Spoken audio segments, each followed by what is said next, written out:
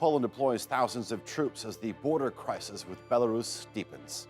With temperatures dropping below freezing, those caught between the two nations are at risk of death. So why won't anybody in the European Union take them in? I'm Marijan Nayanar, and today's newsmaker is the European Union's divided refugee response.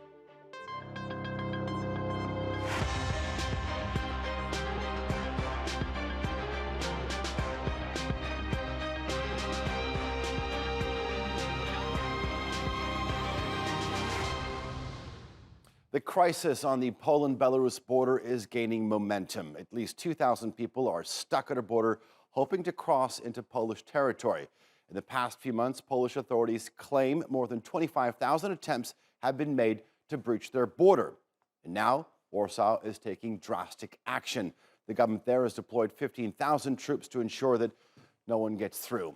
The European Union has accused the Belarusian regime of orchestrating the crisis to destabilize the bloc. And European Commission President Ursula von der Leyen has vowed to stop it. This is not a bilateral issue of Poland, Latvia, Lithuania and Belarus. This is a challenge to the whole of the European Union. And this is not a migration crisis. This is the attempt of an authoritarian regime to try to destabilize its democratic neighbors. This will not succeed. But of course, this isn't the first time we've seen the European Union struggle with mass arrivals at its borders. In 2015, Europe faced its biggest refugee crisis since the Second World War. More than 1.3 million asylum claims were made, three-quarters of which came from Syria, Iraq, and Afghanistan. And thousands lost their lives as they made the dangerous journey to Europe, fleeing war and persecution. The bloc was split on how to best deal with the influx as member states bickered over how many asylum seekers to take in. The most welcoming was Germany, with Angela Merkel making the now famous statement, which brought her both high praise and condemnation. Germany is a strong country, and the way we must approach this issue is that we have already accomplished a lot, and we will manage it. But while Angela Merkel was willing to manage it and open up Germany's borders, Hungary, which had the second highest number of claims in the European Union, was not. By the end of 2015, Budapest had received more than 175,000 asylum claims as refugees and migrants made their way through Greece and the Balkans to end up in Hungary. But unlike Merkel, Prime Minister Viktor Orban adopted a hardline stance and called the crisis Germany's problem. The problem is not a European problem. The problem is a German problem. Nobody would like to stay in Hungary. So we don't have difficulties with those who would like to stay in Hungary. Nobody would like to stay in Hungary, neither in Slovakia, nor Poland, nor Estonia. All of them would like to go to Germany.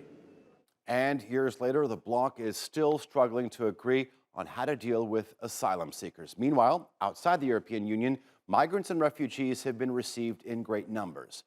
Turkey hosts around 4 million refugees, the highest of anywhere in the world, and Pakistan and Uganda have both taken in nearly 1.5 million displaced people. But several EU member states are doing all they can to keep people out. Greece, for instance, is accused of forcibly returning asylum seekers to the Mediterranean Sea to Turkey.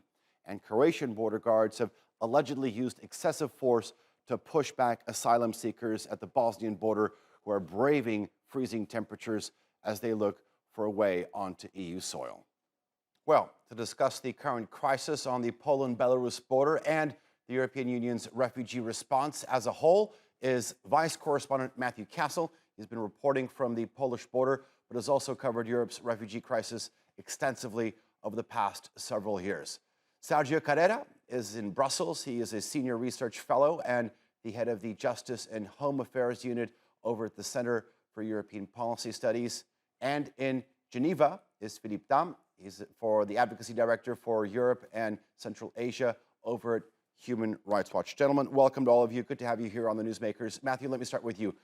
You've just finished a story on the latest flow of migration, the hundreds of migrants stranded on the border between Poland and Belarus. You've witnessed firsthand in a place that's not very easy to access, migrants being detained and fear of being sent back to Belarus. Tell us about that. Yeah, I think the numbers probably more likely to be in the thousands. The pictures we're seeing now show a group of a few hundred or so, but from all of the testimonies that we gathered during our time in Eastern Poland, I want to be clear, we were in the Polish side. The Belarusian side is very hard for journalists and others to access because of the authoritarian nature of the Lukashenko government, not allowing people to get there. However, the Poles have also introduced what they call an emergency zone along 3 kilometers along the entire border, meaning again that journalists, NGO workers, and others are unable to get very close to the border to better understand the situation. But so we had met with people refugees, migrants, asylum seekers who have been able to, after much difficulty, pass that 3-kilometer zone and reach inside Poland where they requested asylum. And in talking to them, they described scenes where there are thousands of people on the other side of the border, on the Belarusian side, who are all trying to get to Poland to seek asylum in the European Union. And the situation along the border is terrible. I was there a few weeks ago. It was a little bit warmer, much warmer, I should say, than it is now, although still below zero at night. And now I can't imagine how cold, how difficult the conditions are for these people, not only in the pictures you're seeing and you're showing next to me along the border fence and the standoff situation, but there are hundreds, if not thousands of more in other points along this border, living in the forest without adequate food, medical attention, warmth, etc. So it's a very, very difficult situation. Okay. Philippe, is Poland here violating not only international law, but also European Union law by forcing these migrants without properly assessing their individual cases? Right. What we're seeing is definitely a man-made humanitarian crisis. It is the result. Poland authorities are practicing pushbacks and summarily expulsing people back to Belarus, sometimes accompanied by violence. And while they know that people, once they are pushed back to Belarus, do face abuses again by the Belarusian authorities. In fact, at Human Rights Watch, we've been able to send observers on both sides of the border, both on the Poland but also on the Belarusian sides. And what we heard from people who have been pushed back to Belarus is that they are, forcibly kept alongside this security zone by the Belarusian border guards. They are hosted in very movable and informal campsites where there is not enough food, not enough water, where they are threatened, sometimes beaten, and then forced back to go to Poland. So those people, when they are pushed back by the Polish authorities, do face risks, very high risks of abuses and violations of their rights. So we do believe that this is now a situation where Polish pushback not only are illegal, but contribute to the continued human rights and humanitarian crisis at the border. Sergio, tell me, what is the law exactly here? Because the European Union has been sort of criticized for lack of leadership and a coherent effort when it comes to policy making. So who has the legal obligation to accept responsibilities of these migrants? Well, it is very clear that the Polish government has an obligation to control borders, but to do so in full compliance with human rights and rule of law. And I cannot agree more with the previous speaker saying that the state of emergency and illegal pushbacks are direct violations of European and international obligations. The current narrative framing the situation as a hybrid war and even labeling people as weapons dehumanizes the conversation and also distracts everybody from the fact that the Polish government is backsliding on the rule of law, not only independence of the judiciary, but more seriously also in the application of asylum and migration policies at the border. So it is also to keep in mind that the Polish government has in fact blocked the reform of the common European asylum system, the possibility to have a relocation scheme, moving away from the current obligation of first entry countries to assess asylum applications. So it is only about time for Poland to actually address this matter as an asylum, an international protection issue, and actually support the reform of EU policy in this domain, taking us away from unfair sharing of responsibility among governments. Philippe and Matthew, let me both ask you the same question. I mean, obviously, what's from what Sergio is saying, that if Poland isn't in line with European Union law, do you feel that Brussels is perhaps purposefully turning a blind eye to the situation? Right. We think that Brussels should first and foremost call Poland to lift the state of emergency. I think there is something quite cynical when the EU is calling for humanitarian access in crisis all over the world, is unable to do it for one of its member states. People who we talk to have been wandering around in this zone, by the border, a forest which is very dense, very humid. There are swamps, there are marshes. It's really cold right now. They are suffering, as all the time. They are blocked in this border and chased by the Polish border guards. So lifting this state of emergency is important because it would allow humanitarian NGOs, volunteers to provide food and water to these people. It will also allow journalists and human rights monitors and lawyers to have access to those people with a view to help them to also formalize their request for asylum. So this is something that the EU should do very urgently, as well as calling Poland to show restraint in the use of force against migrants, to stop pushing them back to situations of abuses, and to start a conversation about how to deal with that situation of crisis, indeed, which is provoked by Belarus, which is keeping humanity and dignity at the top of the EU's list of priorities. Matthew, the same question to you. I mean, is the first step that's needed here the lifting of the state of emergency? Yeah, I think that'd be one step, but I think that's a smaller step in the bigger picture. I don't think Brussels, as you said, is merely turning a blind eye to this. I think they're complicit in these policies that are happening, not only in Poland, but I'm speaking to you from Greece, and any kind of border that the European Union has with countries where refugee or migrant flows are coming.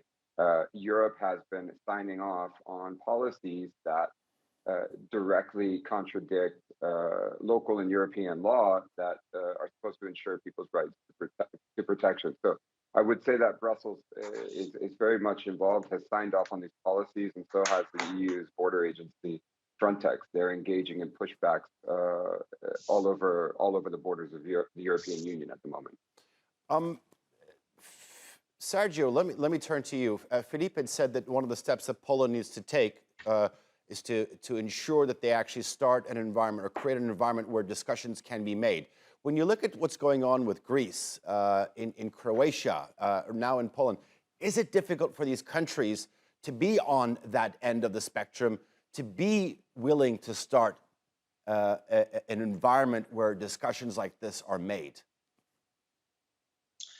Yes, I think it is only time to have this kind of conversation, and for all EU member states to apply the law, meaning that what we are asking the Polish government or the Greek government to do is to simply follow the rule of law, what is laid down in European border and asylum legislation, which basically tell us that, yes, they can conduct border management, but this must go hand to hand with the prohibition of collectively expelling people.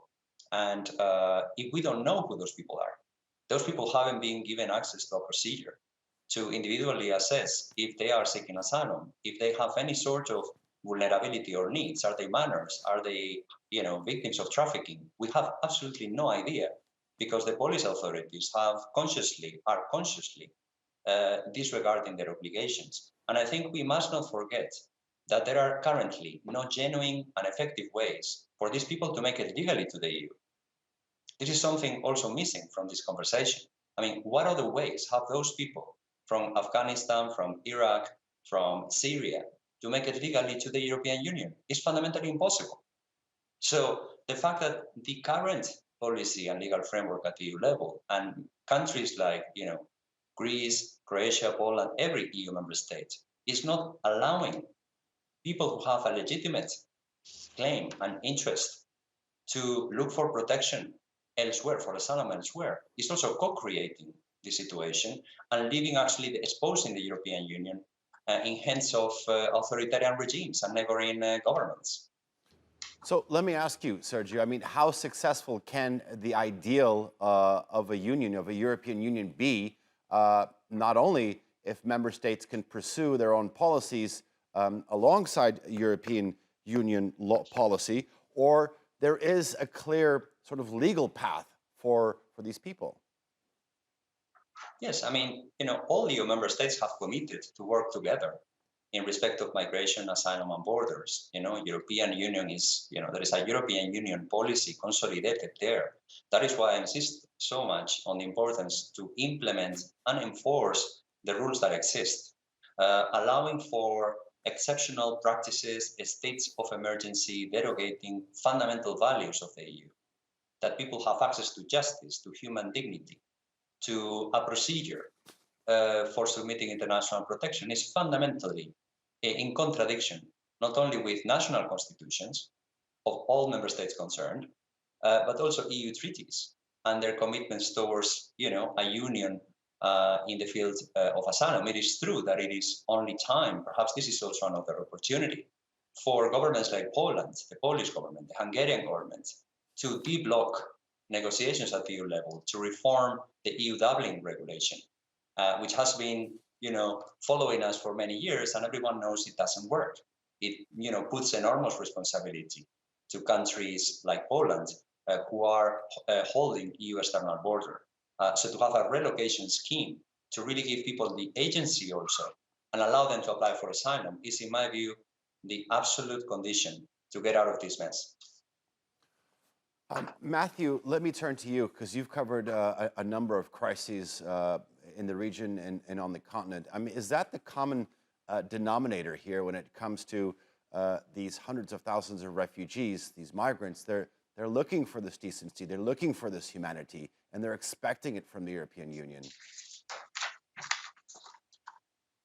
Yeah, and I think, having lived on the European continent for a number of years now, and before that in the Middle East, I have seen firsthand countless success stories where people have come here, been granted asylum and a safe place to be for themselves and their families, and they're doing remarkably well, and they're grateful to the European states, their respective states, for providing them with that protection. So there have been a number of success stories, but now, as has been said previously, this is, I think, another example of Europe giving up, not entirely, but many other Western states are doing the same thing, of the European Union member states giving up their obligation to offer protection to those in need. And I think I think we're at the point where we might want to start reframing the discourse. Like, let's stop pretending that refugee conventions like the one in 1951 actually mean anything anymore when we have states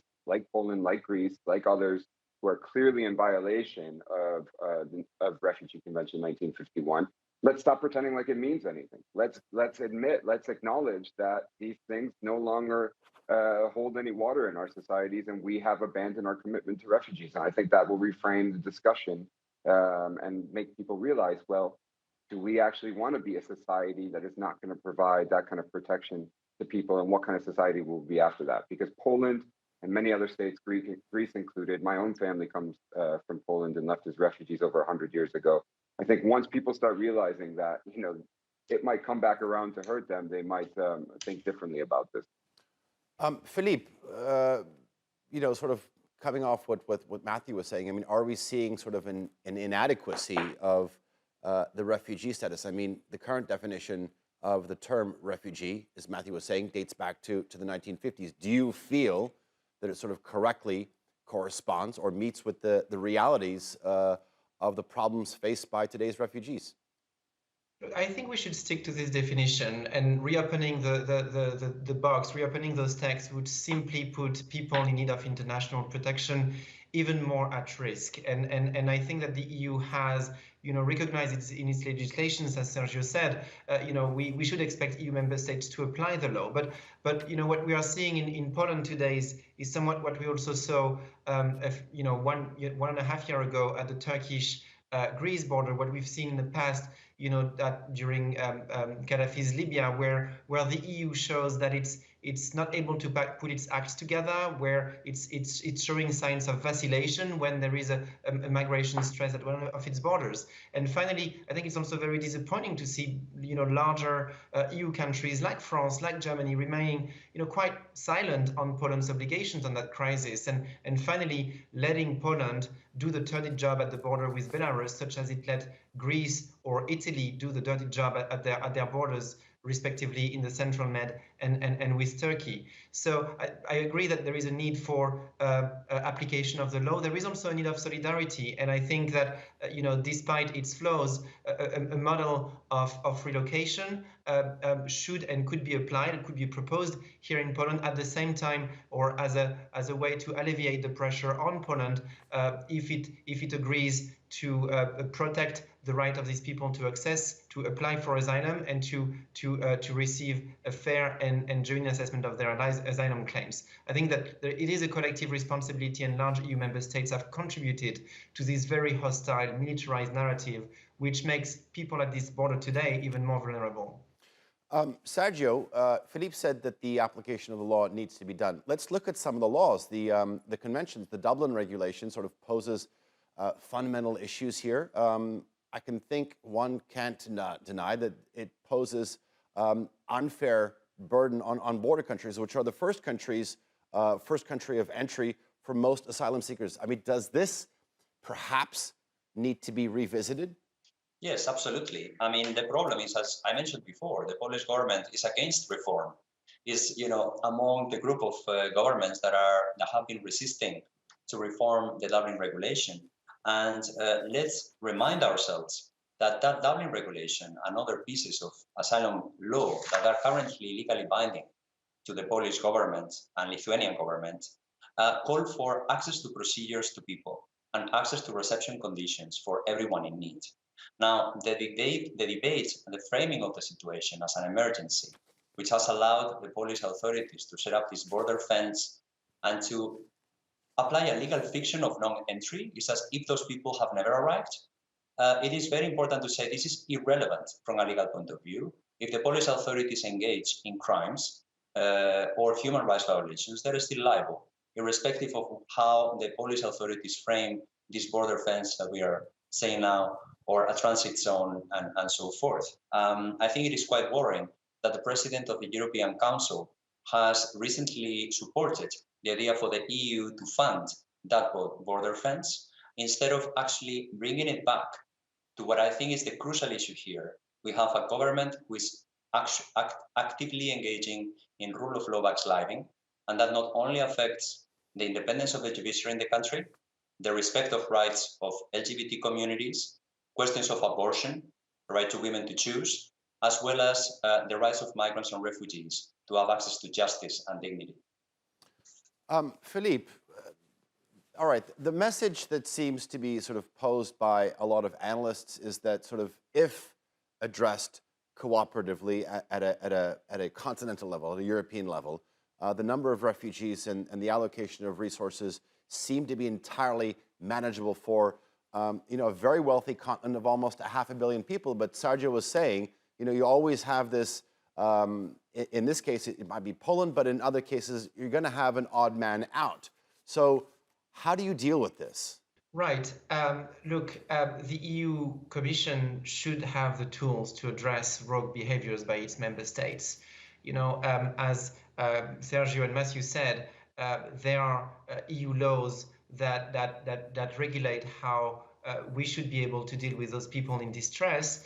The fact that EU member states do not implement this law should lead the EU Commission to use what is called an infringement mechanism, which is basically an effort by the EU Commission to press one of its member states to bring EU law in its own legislations, or implement EU law, or face consequences at the EU Court of Justice. When it comes to migration, unfortunately, it's been many, many years that the EU Commission has somewhat abdicated its responsibility to hold states into account for their wrongdoings at EU borders. That's been the case, several years ago in Bulgaria. We've been calling for infringements, for the use of this infringement tool when it comes to Croatia, to Greece. Unfortunately, we're still at step zero in this regard.